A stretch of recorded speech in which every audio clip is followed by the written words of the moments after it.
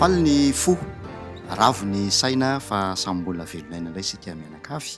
Afaka mihaona finaritra atao anatin'izao fandarana izay noko fa ahalinanao izao. Efa natombokontsika izy ity ary tohizantsika mpifaliana miaraka aminao raha sitrakao izany. Raisika tombontsoa ny fananana ny pasteur André Paratina Fanera izay hitondra ny famelabelarana ao anatin'ilay loha hevitra vaovao vao nosokafantsika mihitsy manao hoe izaho no Andriamanitra izay maniry ho fantatritsika, Andriamanitra izay maniry haneho ny fahatsarany rehetra amintsika. Raisanao fifaliana ny mampiatrana anao atao anatin'ny fandarana pasteur. Tonga soa tompoko. Tompoko, miaraba anao namanadinao ary manona fiatanan'ny tompo aminao keo ary amin'ny fifaliana no iarahantsika indray mandinika ny ten'Andriamanitra. Anao tsy hay fohy an'ilay fiaonantsika voalohany dia isan'ny andininy anankiray tena notsindrinao mafy ny Jaona 7:10 andininy 7 teo am-piangana manao hoe Jaona 7:10 andininy 7 ary zao ny fiainana mandrakizay dia ny mahafantanao izay Andriamanitra tokana sady marina sy Jesosy Kristy izay efa nirahinao. Ina moa ny tena mahazava-dehibe an'izany hoe mahafantatra, mahalala an'Andriamanitra izany mba tsy hijanona ho fiambona fotsiny ilay izy fa tena hisy fiantraikany amin'ny fiainantsika tompoko.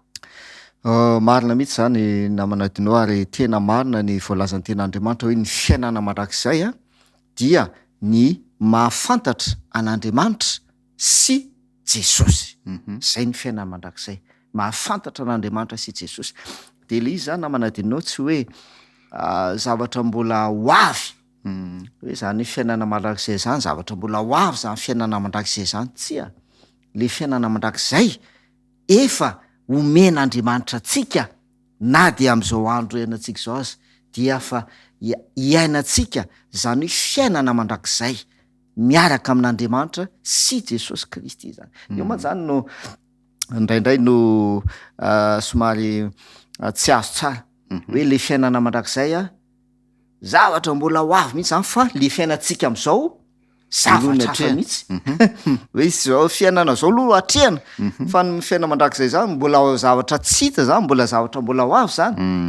Tsy zay le izy. Ary zay mahatonga ny le Jaona 7:10 hoe ny fiainana mandrakizay dia ny mahafantatra an'Andriamanitra sy Jesosy. Idirantsika kely le mahafantatra an'Andriamanitra dia avy eo idirantsika amin'ity fandarana faharoa ity zany le hoe mahafantatra an'Andriamanitra sy Jesosy. Iny le fanazavaintsika tamin'ny voalohany hoe nahoana no tena hoe napetraka mazavatsara ny faritana mazavatsara ny koa hoe mahafantatra an'Andriamanitra sy Jesosy. Tsy natao fotsiny hoe mahafantatra an'Andriamanitra dia izay ihany, fa tena ny faritana mazavatsara ho azavaintsika izay amin'ity fandarana ity. Fantaontsika maky toko sy andena iray namanadinao ao amin'ny Exodosy toko 4:30. Exodosy toko 4:30 dia ovakitsika ny andininy 5 ka hatramin'ny andininy 7. Exodosy toko 4:30 ny andininy 5 hatramin'ny andininy 7. Zao no vaky ny teny. Exodosy toko 4:30 ny andininy 5 hatramin'ny andininy 7. Ary Jehovah nidy natao anatin'ny rahona ka nijanona teo aminy dia nanonona ny anaran'i Jehovah. Ary Jehovah nandalo teo anatrehany ka niantso hoe Jehovah, Jehovah Andriamanitra mamindra fosy miantra, maro-po sady be famindram-po sy fahamarinana, mitahiry famindram-po ho an'ny olona arivo mandimby, mamela heloka sy fahadisoana ary fahotana, kanefa tsy mety manamarina ny meloka fa mamaly ny eloky ny ray amin'ny zanaka sy ny zafy hatramin'ny zafy afy sy ny zafin-dohalika. Zero tsara. Jehovah izy nidina tao anatin'ny rahona dia niseho tamin'ny Mosesy dia nanonona ny anaran'i Jehovah. Io le efa hitantsika tamin'ny fandarana voalohany namanadinao i Mosesy rehefa niran'Andriamanitra hanafaka ny zanak'Israely taditsika izy iny dia hozy izy Mosesy hoe raha manontany aho izy ny zanak'Israely hoe iza no naniraka anao, iza ny anarana, zay mihitsy tena Mosesy. Raha manontany azy izy hoe iza no anarana dia inona no lazaiko. Eto zany dia miverina zay toejavatra zay fa Jehova mihitsy no nanonona ny anarany. Eto Jehova nanonona ny anarany. De zao no voalaza eo amin'ny 5:1. Rehefa nanonona ny anarany Jehova, de zao ny voalaza: Jehova nandalo teo anatrehany, teo anatrehany Mosesy ka niantso hoe tononon'Andriamanitra Jehova am'izay le anarany. De zao no voalazany: Jehova Andriamanitra mamindra fo sy miantra, maro-po sady be famindram-po sy fahamarinana, mitahiry famindram-po ho an'ny olona arivo mandimby, mamela heloka sy fahadisoana ary fahotana. Kanefa tsy mety manamarina ny meloka, fa mamaly ny heloky ny ray amin'ny zanaka sy ny zafy hatramin'ny zafy hafy sy ny zafin-dohalika. Io zany namana dinao lay amafiziny Jaona 7:17. Ny fiainana amin'rak'izay de mahafantatra n'Andriamanitra. De le Andriamanitra io no anarany ty. Ny voalazany Exodus 4:7, io ny anarany Andriamanitra. Fantatrao ve le Andriamanitra fa io ny anarany io: Jehova Andriamanitra mamindra fo sy miantra, maro-po sady be famindram-po. De ny fahafantaranao an'izay Andriamanitra izay ny fiainana mandrakizay. Aika le Andriamanitra io mamindra fo, aika le Andriamanitra io miantra, aika Andriamanitra mamela heloka. De misy fiatraikana amin'ny fiainanao ny fahafantaranao an'Andriamanitra. Zay ny le tiany Jaona 7:17 lazainy. Fa miaraka am'izay namana dinao de mitendra izy hoe sy Jesosy mahafantatra an Jesosy ihany ko. Eo am'izay zany no andeha de ratsika ary ao amin'ny Osea 4:4 enina ny vakitsika tamin'ny fandarana farany teo, de milaza le ten'Andriamanitra hoe ringana ny oloko hoy Jehova noho ny tsy fisian'ny fahalalana. Ringana ny oloko noho ny tsy fisian'ny fahalalana. Fahalalana an'Andriamanitra, tsy fahafantarana an'Andriamanitra dia ringana ny olona noho ny tsy fahafantarana an'Andriamanitra. Ary tena zavatra iainantsika andavanandro eny zany avana malala noho ny tsy fahafantarantsika an'ilay Andriamanitra io ane dia ahoana re zany ringana potika ny fiainantsika. Satria ohatra hoe miatrika toe-javatra sarotra ianao, fiainana andavanandro mihitsy io miatrika olana ianao, miatrika tsy fisina eo amin'ny fiainana, de sahiran-tsaina ianao hoe inona ny atao re. Rehefa fantatrao le Andriamanitra hoe iza kay le Andriamanitra, de misy fiatraikana amin'ny fiainanao sy ny fahafantaranao le Andriamanitra. De milaza ny Jesosy any amin'ny Matthieu izy milaza an'izany, filazany tsara Matthieu, de hozy Jesosy hoe aza manahy ny am'izay hoaninareo sy izay hotafianareo izy, fa fantatry ny rainareo zay ny an-danitra fa tokony hoanareo izany. Zay fantatry ny rainareo fa tokony hoanareo zany. De ny fahafantaranao an'izay ray izay any an-danitra zay zany, le Andriamanitra ray any an-danitra, ny fahafantaranao azy fa izy dia miay anao, miazy hoaninao, miazy hotafianao sy ny sisa. Ny fahafantaranao an'izay de misy fiatraikanao amin'ny fiainanao. Zay le hoe ny fiaina mandrakizay de mahafantatra n'Andriamanitra. De idirantsika le hoe mahafantatra an' Jesosy ihany koa. Ao Matthieu 1:10 ary. Matthieu 1:10 ny 7:20 no vakitsika. Matthieu 1:10 ka ny 7:20. Zao no vakany teny: ny zavatra rehetra nantolotra ny ray koa, ary tsy misy mahalala tsara ny zanaka afa-tsy ny ray, ary tsy mahalala tsara ny ray afa-tsy ny zanaka, sy izay tiany ny zanaka hanehoana azy. Zay tsara, isa zao tena manamafy tsara mihitsy ny voalaza le Jaona 7:20 izy. Jesosy mihitsy eto miteny tsy misy mahalala tsara ny ray afa-tsy ny zanaka. Iza izy zanaka de tsy iza fa Jesosy le zanaka. Tsy misy mahalala tsara ny ray afa-tsy ny zanaka, afa-tsy Jesosy. Fa mahafinaritra ampiany Jesosy le izy. De ahoana izy ny anampiany Jesosy azy? Sy izay tiany zanaka hanehoana azy. Aika zany namana tsika kay zany araka n'io teny Jesosy io tsy hitantsika ny mahafantatra an'Andriamanitra. an'Andriamanitra ny ray tsy hitantsika, tsy fahitsaitsika kory azany mahafantatra an'Andriamanitra afa-tsy Jesosy. Tsy misy mahalala tsara ny ray afa-tsy Jesosy. Ary izay namana Dinony no anisan'ny nahatongavan' Jesosy teto an-tany. Zavatra anankiroa dia ny hamonjy ny olona ho amin'ny fahotana. Fa miaraka am'izay ihany koa dia ny ampahafantatra an'Andriamanitra amin'ny olona. Ny antony nahatongava Jesosy tonga nofo olombelona tahaka antsika, ka mba hahatonga antsika olombelona ahafantatra an'Andriamanitra ihany koa am'izay fotoana izay amin'ny alalan'ny Jesosy. Aika izany amin'ny alalan'i Jesosy no ahafantarana ny ray.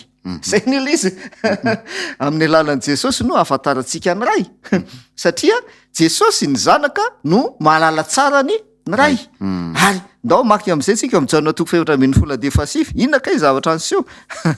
Jaona 4:7 ka ny andininy 7. Manamafy an'io teny Jesosy io. Hoy Jesosy taminy, izay ela izay no efa nitoerako teto aminareo ka tsy mbola fantatrareo ihany va ary Filipo? Zay nahita de nahitana ray, ko ahoana no anaovanao hoe aseho ianay ny ray? Tsy hitanao am'izay. Filipo zany eto niteny tamin'i Jesosy hoe asehoanay ny ray de ampianay zay. Zay mihitsy ny teneniny. Nefa Jesosy io.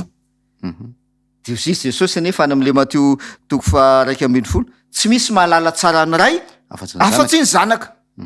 Fa ny Filipo ny ray mihitsy ny anay ny tiany hofantarina fa tsy ianao fa ny ray. Tonga de valy Jesosy, izay ela zay ozy izy nitoerako teto aminareo de mbola tsy fantatrareo ihany ave? Filipo, tsy fantatrareo ihany ve?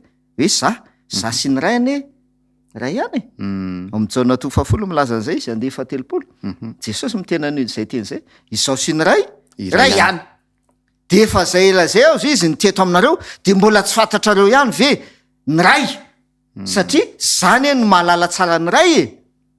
Ka raha tia hita ny ray ianareo de za no mampiseho azy. De zay natonga Jesosy niteny hoe zay nahita dia nahita ny ray izy.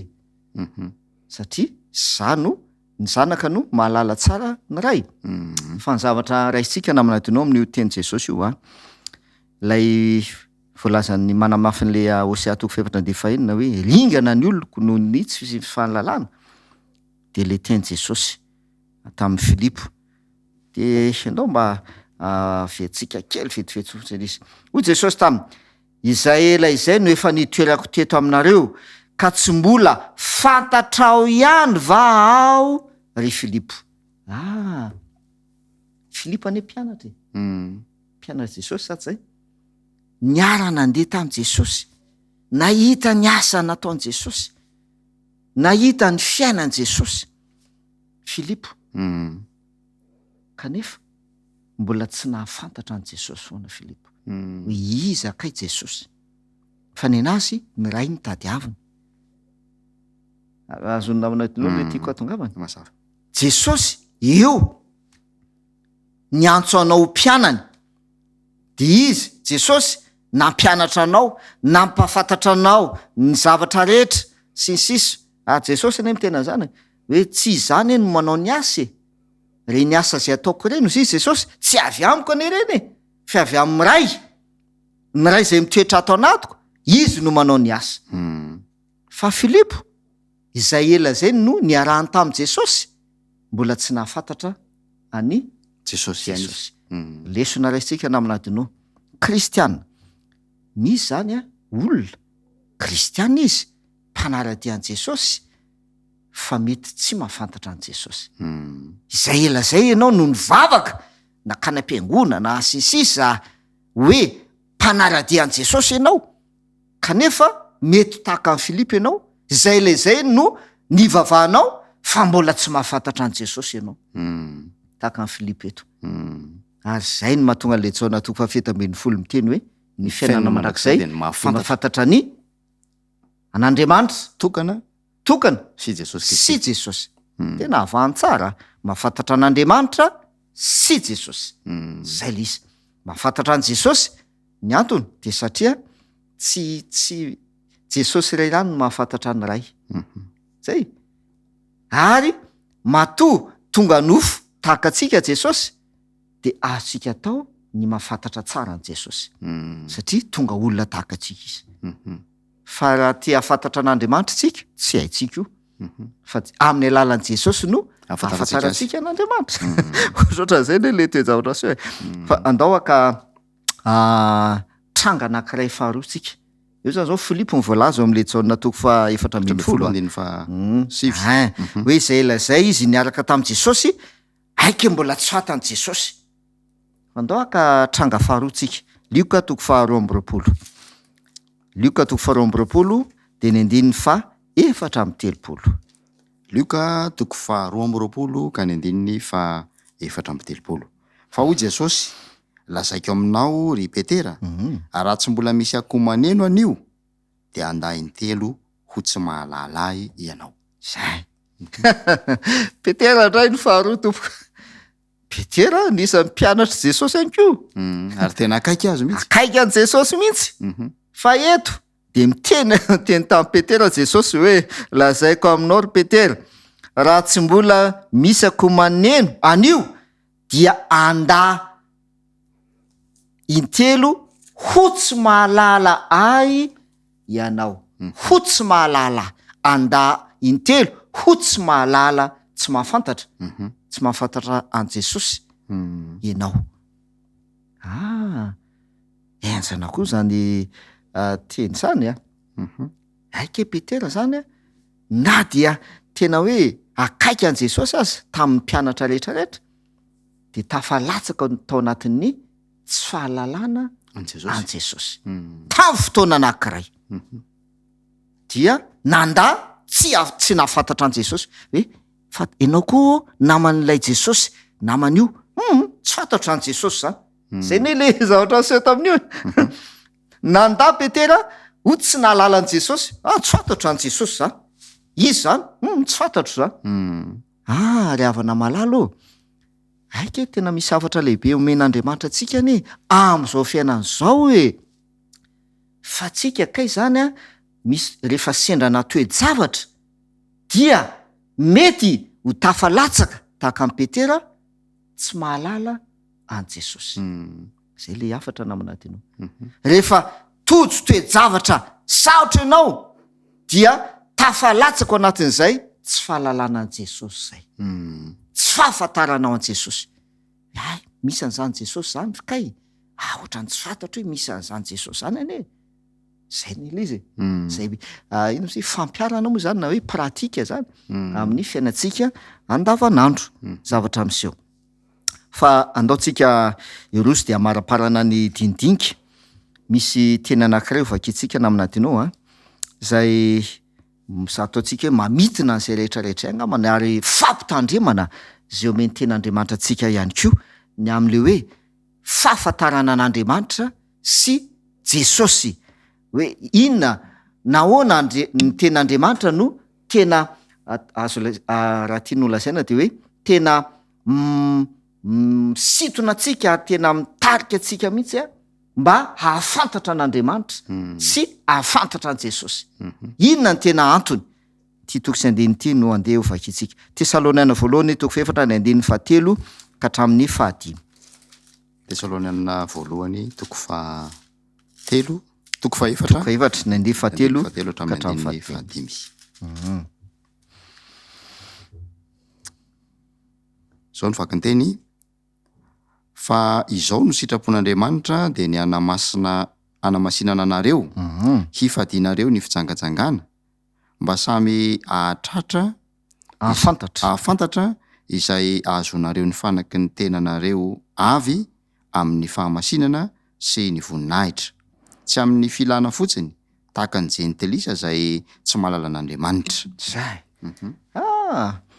Eto ny ten'Andriamanitra de mampitandrina antsika zany ny amin'ty le hoe fahafantarana an'Andriamanitra ty.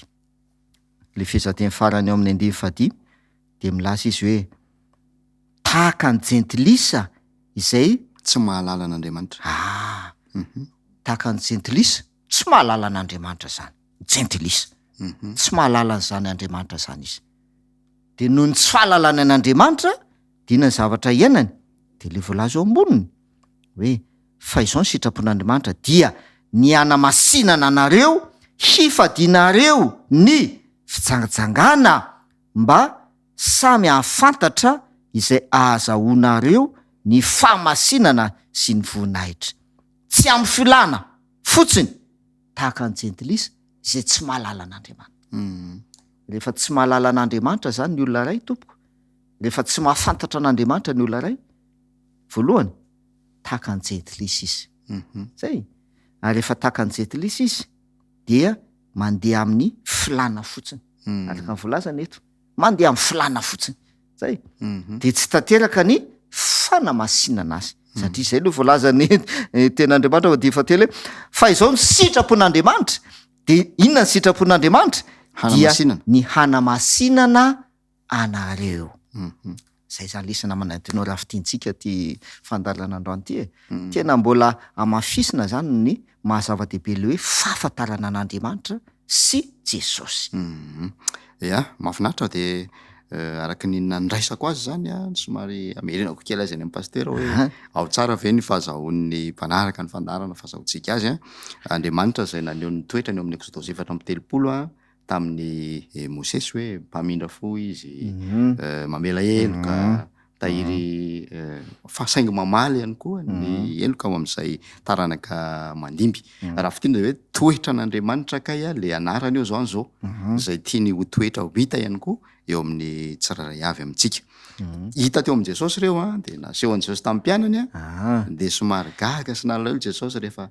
nanontany Filipo hoe aseho enay ny ray ay tsy hitany Filipo ve lay toetra n'Andriamanitra zay naseho an' Jesosy nampianarina azy ny fotoana naharitra lesonao antsika zany zay de manahoana ny fahafantarantsika n'zany Jesosy zany sao de sanatria tonga am'ilay andinin'ny faraparany raisan'ny pasteur teo tsika hoe tonga amy tsy fahalalana an'Andriamanitra tahaka ny jentilisa ana ohatran'ny farao hoe iza moa Jehova no ekeko teny sanatria mivava eo amin'ny fiainantsika ane zany rehetra izany zay ny fitiny zay fandarana zay mino fa azotsika ny afatra tena ampitaina ary alianantsika ihany koa ny ho toy n'izao fandarana izao ndao apetraka mafaka ary pasteur ianary misy andala teny manokana zay ho vakiko amitsika zany am'tianantsika azy mialohan'ny hanaovantsika ny vavaka miresaka hoe fahalalana an'Andriamanitra na fahafantarana an'Andriamanitra zao le voalazan'le andala teny aza mangataka amin'Andriamanitra ozy izy mba anaisitra ny zavatsarotra fa angatao izy hanampy anao hitombo sy sitona lesona amin'ny alalany reny zelo tsara ny zavatsarotra misy foana tahaka ny Peterany nandalo fizantoetra aza mangataka amin'Andriamanitra ianao zany mba hanaisitra ny fizantoetra fa ny ten'Andriamanitra koa de milaza namana domeny hoe Andriamanitra dia tsy amelatsika ho zantoetra na alaim-panahy mihoatra noho zay zakatsika noho zay zakatsika de miteny izy hoe fa amin'ny fakam-panahy rehetra ozy izy dia manisy lalana izy mba azakatsika izany zay le voalazany ty andala teny ty angatao izy hanampy anao izy izy satria fantatrao le Andriamanitra io ka na de mandalo fizantoetra azy ianao de fantatra hoe izy akay le Andriamanitra zay le izy de zao toizan'le andala teny mahafinaritra be ty andala teny ty de ozy izy tsy izay angatantsika no ilaitsika indrindra na de tena ilaitsika tokoa aza zany ireny zavatra ireny fa ny hahalala an'Andriamanitra no tena ilaitsika indrindra indraindray zany eo amin'ny fiainantsika andavanandro de le zavatra angatantsika no ohatrany hoe tena ilaitsika ny Andriamanitra omeo an'izao hiatrika fanadinana tena mila an'izao tena mila an'izao tsy zay zavatra angatantsika zany no ilaitsika indrindra fa ny fahalalantsika n'Andriamanitra ny izy akay le Andriamanitra ary zay le fiainana mandrakizay zay ny fiainana mandrakizay de zao namarana an'le andala teny arakaraka ny alalanao an'Andriamanitra no hitokinao aminy sy amelanao azy hiasa. Mahafinaritra le an-dalateny a. Arakaraka ny alalanao an'Andriamanitra no hitokinao aminy sy amelanao azy hiasa. Hiditra an-tsehatra eo amin'ny fiainanao. Ka de zao hoe mba hitomba amin'ny fahalalana an'Andriamanitra ny isika rehetra. Zay zany tena faniriana. Mba tena hafantatra an'Andriamanitra tokoa ny ianao. Dia ho tanteraka ny fiainana mandrakizay tendro zao. Ndao hiaraka hivavaka antsika. Raina izay any an-danitro, misaotra noho ny teninao. Mazava ny filazan'ny teninao. Jesosy io, ianao no mahafantatra an'ray. Ary ianao dia tonga nofo ka naneho anay sy nampafantatra anay ny ray. Ampio zay mba tena hafantatra anao tokoa eo amin'ny fiainanay. Tena atsapa fa mahalala anao zahay. Ary tena mahafantatra anao tokoa zahay. Ka tsy anao tahaka ny Petera. Ka handa na hoe tsy hafantatra anao rehefa tojo toe-javatra sarotra. Satria ny fahafantarana anao Andriamanitra no zavatra tena ilaina indrindra eo amin'ny fiainanay. Ka tonga anay hitoky aminao ary ahafahanao miditra an-tsehatra ka miasa eo amin'ny fiainanay. Dia afaka hanana fiainana mandrakizay zahay dia ny ankehitriny. Tantero aminay zany amin'ny anaran'i Jesosy. Amen. Eny re, dia mankasitraka indrindra tamin'ny faharetanao nanaraka ny fandarantsika hatramin'ny farany misaotra an'ireo namana teknisianina izay tsy nikely soroka nabita ny sary sy ny feo nampifandray antsika, ary misaotra ny pasteur André Paradina Fanerany koa nanakio fitaovana nampita izany fitahina izany ho antsika tsiraray avy. Manome fotoananao ho amin'ny manaraka reto.